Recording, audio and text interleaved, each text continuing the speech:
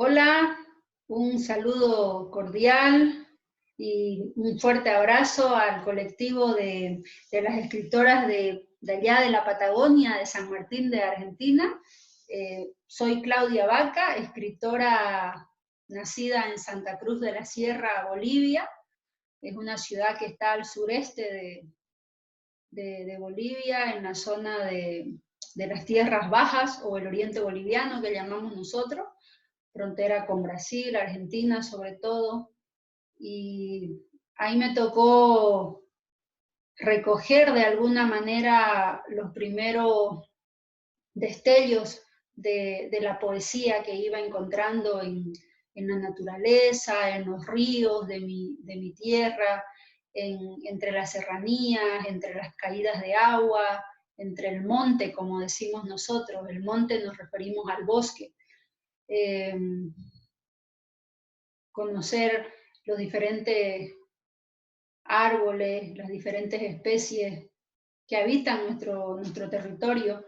¿Y por qué empiezo un poco este video y este saludo y este acercamiento al colectivo de escritoras de la Patagonia, de San Martín, de los Andes de Argentina? Porque de ahí viene mi poesía y mi escritura, la novela que publiqué hace unos años, mis ensayos y mis exploraciones de carácter académico ahora en el doctorado que realizo aquí en Concepción de Chile, tienen mucho que ver con esta reflexión y con esta admiración permanente a la naturaleza en todas sus dimensiones. Y en ese sentido, muchos de los momentos poéticos de ciertos autores que han influenciado en mi cosmovisión de la vida y de la literatura, han sido autores que para mí son, que están, autores muy conectados con el territorio, con la vida. Una de ellas, por ejemplo, es Elvira Espejo. Elvira Espejo Ayca es una poeta boliviana. Ella escribe tanto en castellano como en quechua y aymara, y, y ella en su poesía aborda mucho esta idea del textil como metáfora de la vida, porque además ella es tejedora. Entonces la poética de Elvira Espejo como poeta, valga la redundancia, y como tejedora de los telares, es una poética que ha influenciado de alguna manera en el modo en el que yo voy hilvanando esta idea y esta noción del tiempo, estas diferentes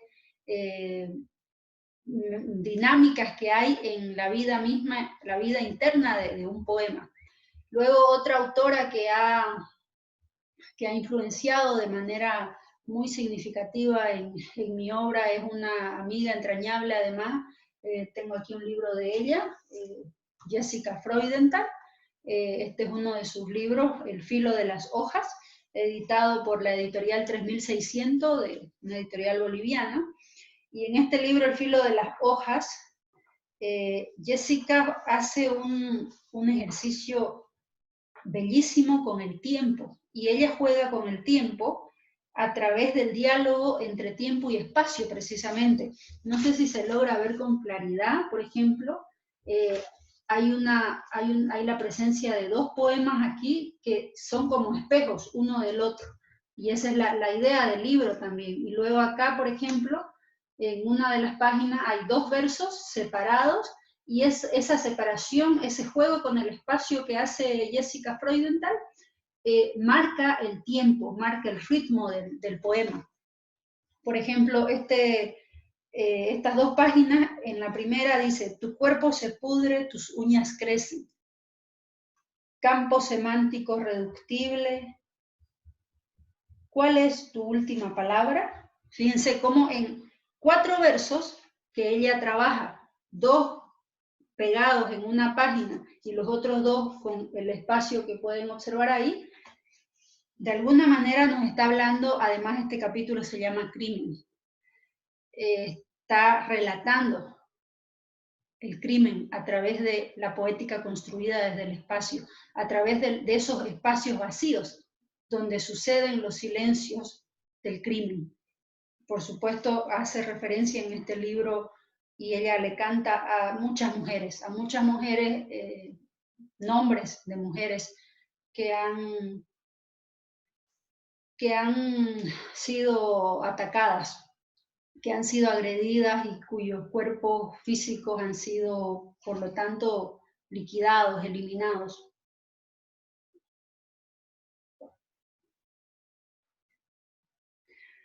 Otro poema que quiero compartirles como parte de este video, igual de Jessica Freudenthal, es el poema Penemue, que dice: Dios no te ha nombrado, solo te ha visto, y se ha quedado mudo, silencioso desde entonces en lo alto, y tú has tomado un vocablo, lo has vaciado, lo has vuelto a cargar, y como pluma de punta herida, has manchado con tus iniciales al mundo. El delirio no se puede leer. Eso es un poco la poesía de Jessica Freudenthal y el manejo del tiempo que ella trabaja y que ha influenciado muchísimo en mi camino como escritora y sobre todo como lectora, porque yo antes de ser escritora me considero y me gusta presentarme siempre como lectora.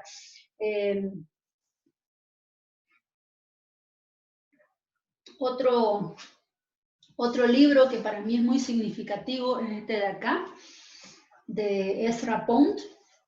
Este libro de Ezra Pound, yo recuerdo el año 2008, me encontré con este libro y está en portugués, además, una lengua que me acompañó durante los primeros años de mi infancia.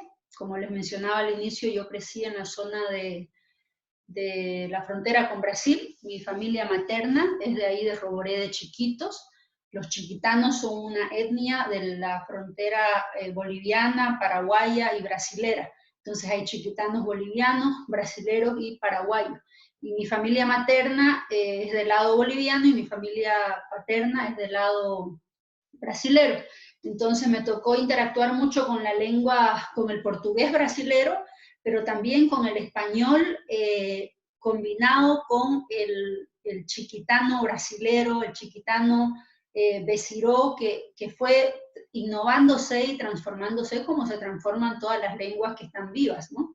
Si bien la cultura chiquitana es la cuarta etnia y población, digamos, a nivel demográfico en Bolivia, es una cultura que está viva, está muy viva, y las variantes sociolingüísticas de esta cultura también forman parte de mi construcción poética, de mi construcción de cómo veo el mundo, de cómo concibo el tiempo.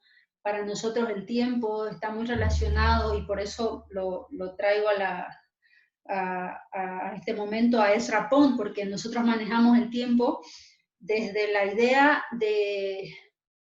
del pensamiento,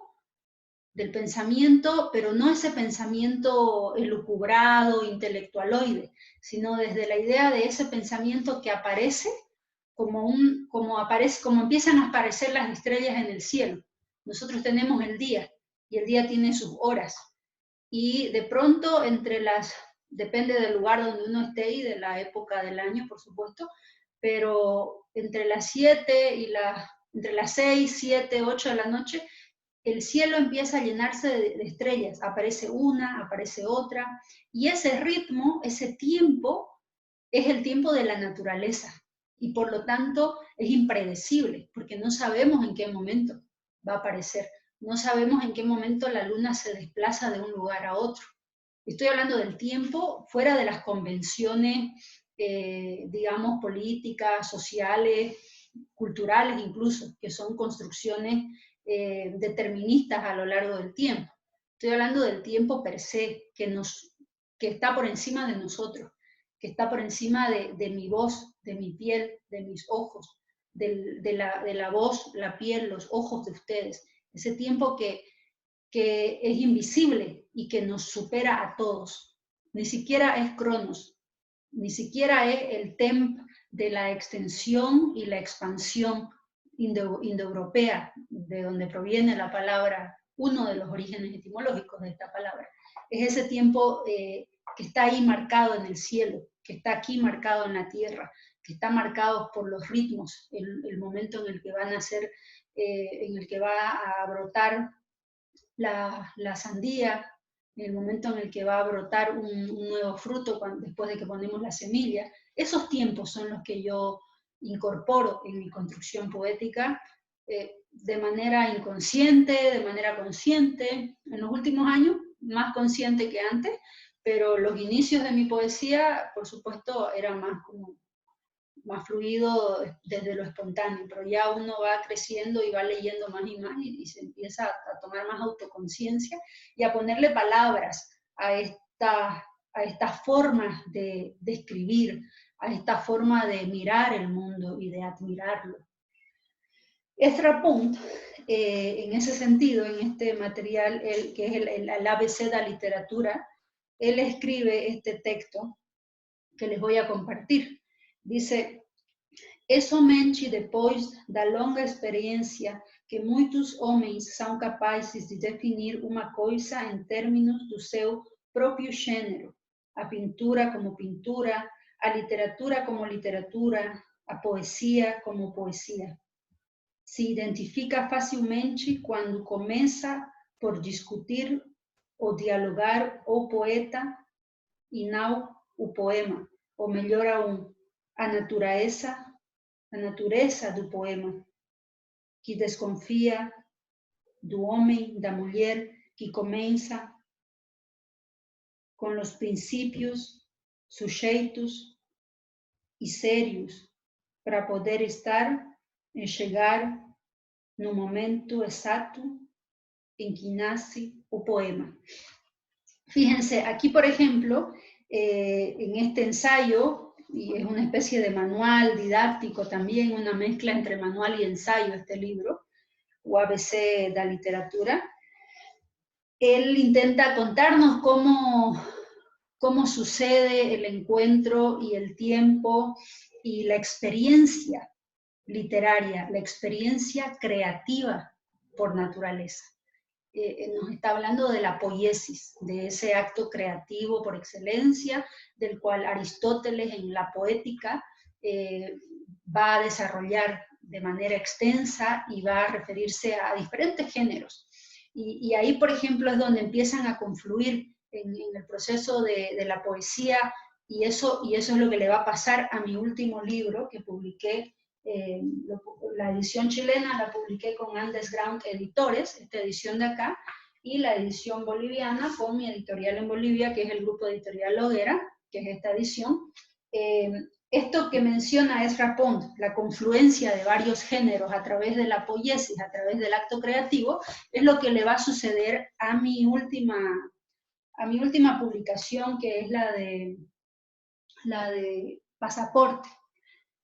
Pasaporte es un libro donde confluye este ejercicio entre la poesía y el ensayo, porque hay poemas, por ejemplo, como el poema Modas y Debate.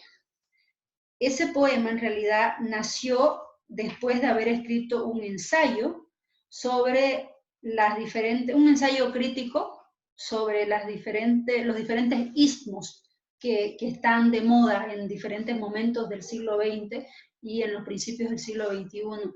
El socialismo, el marxismo, el liberalismo, todos los ismos que nos han acompañado. Entonces, después de escribir este ensayo, me di cuenta de que era pues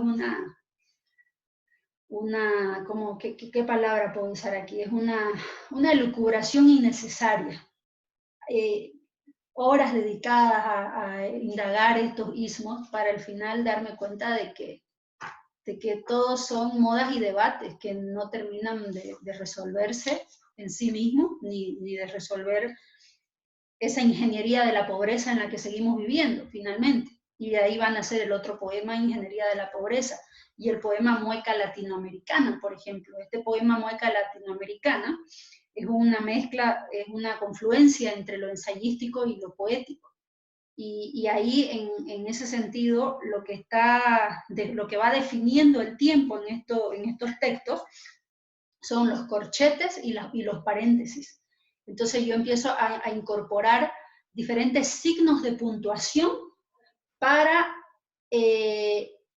explicitar el manejo que estoy haciendo del tiempo en la vida interna que tiene el poema. Pero además le doy la posibilidad al lector, y eso lo hago en mis anteriores libros también, de que él marque el tiempo, su ritmo, su latido. Porque uno, conforme va leyendo, uno encuentra su propio latido de acuerdo al impacto que cada verso va teniendo en uno como lector. Les voy a compartir este poema, por ejemplo, de mi libro Pasaporte, de Ediciones Underground, Mueca latinoamericana. La sonrisa del niño con su mano extendida es la mueca del hambre. El quinto que le das bajando el vidrio de tu auto en la miseria de tu existencia, como si con 50 centavos le cambiara la cara. Y aquí hago un juego de palabras entre de los misismos, los concursos de belleza, etc. Y seria, donde separo, pero uno al mismo tiempo. Hay un espacio entre es una palabra, y la otra seria. Pero al momento de escucharla, a nivel fonético, fonológico, se unen. Esas dos palabras se vuelven una. Entonces manejo 3 conceptos en un verso que van a posicionar el ritmo, el tiempo y el contenido del poema. Entonces, ahí, por ejemplo, y en muchos de los poemas hago ese ejercicio, ¿no? La seriedad, por ejemplo, la edad seria y la seriedad a la vez, ¿no? Y luego la miseria seria, como ciertas seriedades con corbata y diplomáticas son simplemente muecas del sistema, porque evidentemente Pasaporte es un libro que cuestiona mucho el sistema neoextractivista en el que seguimos viviendo, tanto a nivel de recursos naturales como de recursos creativos, porque el neoextractivismo informacional que maneja en su momento en el libro Navegar contra el viento, de Fernando Calderón y Daniel Cassani, ellos hablan del extractivismo informacional, lo analizan muy bien, para referirse a esta época en la que estamos, esta época en la que el desarrollo humano informacional nos comprime como archivos en el computador, donde uno no llega a mirar realmente lo que hay en cada ser, en cada idea, en cada acto creativo, porque están comprimiéndose. El mismo sistema provoca esa situación. Entonces, hay mucho de interpelación al sistema en todos los sentidos a través del Pasaporte. Luego, otro poema, por ejemplo, donde ya mi manejo del tiempo tiene que ver con el juego de los signos de puntuación y los espacios entre uno y otro, y cómo las mayúsculas también van marcando esos recursos poéticos que dan lugar a la interpretación, al diálogo con el lector, ingeniería de la pobreza. ¿Existe una medida para ella? ¿Qué flores del paisaje crean un lugar hermoso en el pasaje de visas y divisas? ¿Cuáles lo convierten en un horizonte empedrado? El combate a la pobreza con izquierdas y derechas da cauce a las letras de este río. Y bueno, no les voy a leer todo el libro porque se lo he compartido digitalmente ahí para que lo puedan tener también el libro completo. Y, por ejemplo, ahora mismo el tiempo se está oscureciendo y seguramente van a dejar de verme en la cámara. Entonces, ahí también el manejo del tiempo, y lo estoy haciendo a propósito, precisamente porque mi intención es que sea lo más poético posible, ¿no? Y voy a ir cerrando un poco este diálogo con este penúltimo libro. En realidad este lo publiqué en 2018, Incendio en el agua se llama este libro, lo publiqué con Editorial 3600. Este es un libro que está escrito en 5 cantos, le llamo yo, y aquí quise jugar un poco con el estilo poético de Ovidio en su momento, entre los siglos XI y XII, que abordaban estos cantos donde elegían un tema y ese tema lo sostenían a lo largo de 20 a 30 páginas y solamente le cantaban a ese tema. Este incendio del agua es el canto a la concepción, al acto de concepción, una concepción dada desde la violencia, es decir, la agresión entre los cuerpos, y cómo esa agresión genera una fricción que da lugar a ese incendio en el agua precisamente.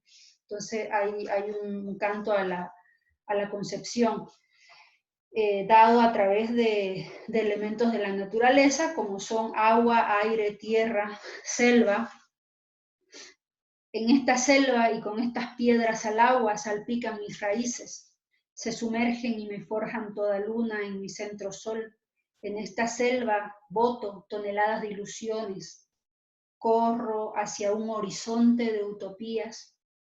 Perforo con espinas el pasado, trazo gritos en cada árbol para que algún animal salvaje los huela, los lama y con su saliva cicatrice mi alma.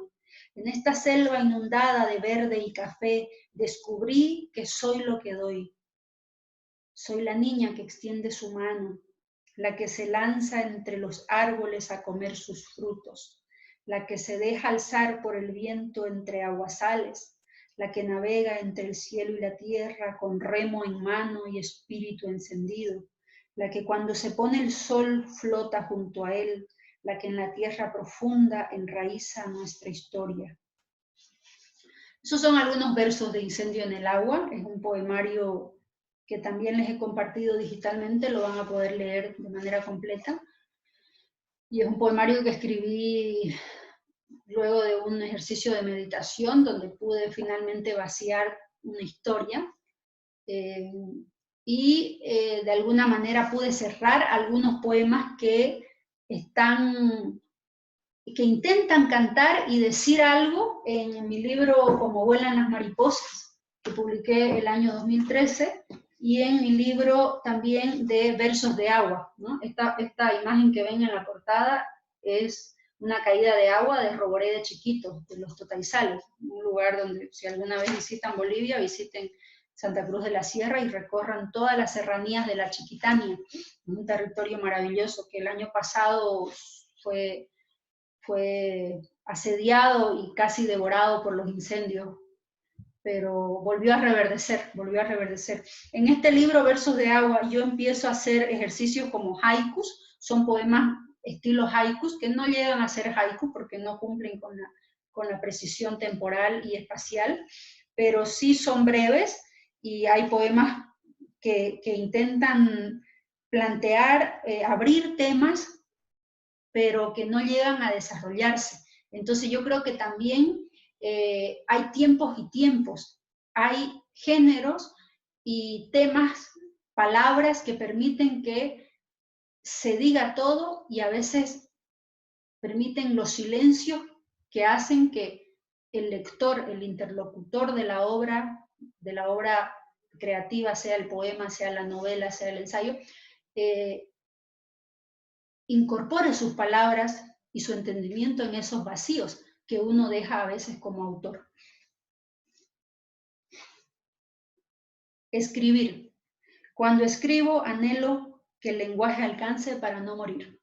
Cuando concluyo, he muerto y vuelto a nacer. Como vuelan las mariposas.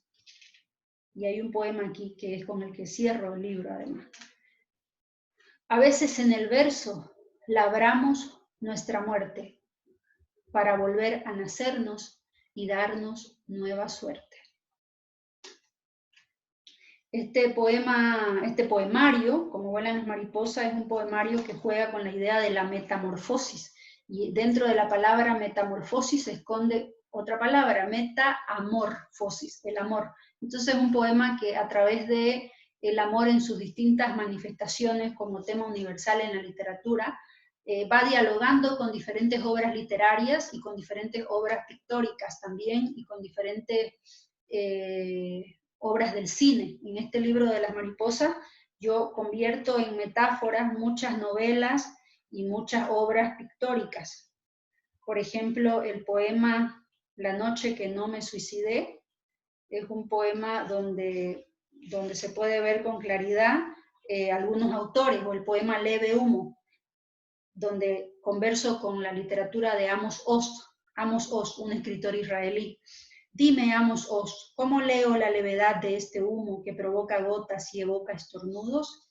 Dime, Amos Oz, en el mismo mar donde me cuentas la historia de Albert, ¿cómo miro al mañana con la levedad de este humo? Dime, Amos Oz, ¿cómo abrigo los días en que llueve tanto, el agua se te entra al alma y no te deja ni hablar?